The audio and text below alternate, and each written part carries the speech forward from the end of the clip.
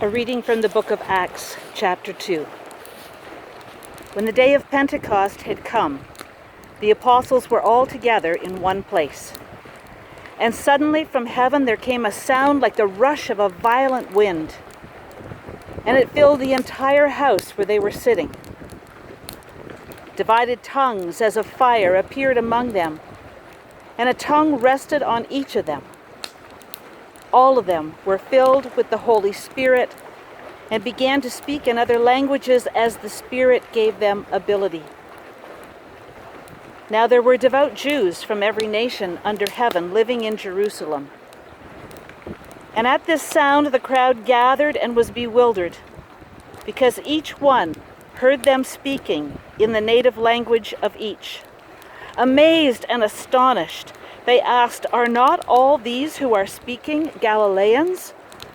And how is it that we hear, each of us, in our own native language?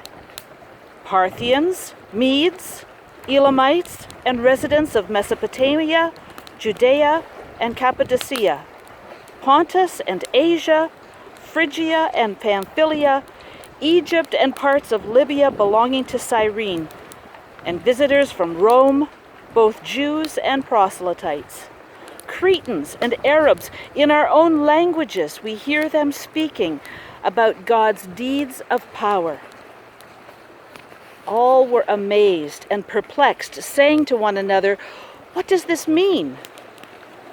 But others sneered and laughed at them and said, "They're filled with new wine." But Peter, standing with the 11, raised his voice and addressed them, "Men of Judea, and all who live in Jerusalem, let this be known to you and listen to what I say. Indeed, these are not drunk, as you suppose, for it's only 9 o'clock in the morning. No, this is what was written through the prophet Joel. In the last days it will be, God declares, that I will pour out my Spirit upon all flesh, and your sons and your daughters shall prophesy, and your young men shall see visions, and your old men shall dream dreams. Even upon my slaves, both men and women, in those days I will pour out my Spirit, and they shall prophesy. And I will show portents in the heaven above, and signs on the earth below, blood and fire and smoky mist. The sun shall be turned to darkness, and the moon to blood, before the coming of the Lord's great and glorious day.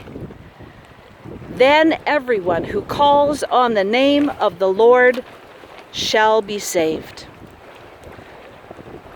This is the word of the Lord. Thanks be to God.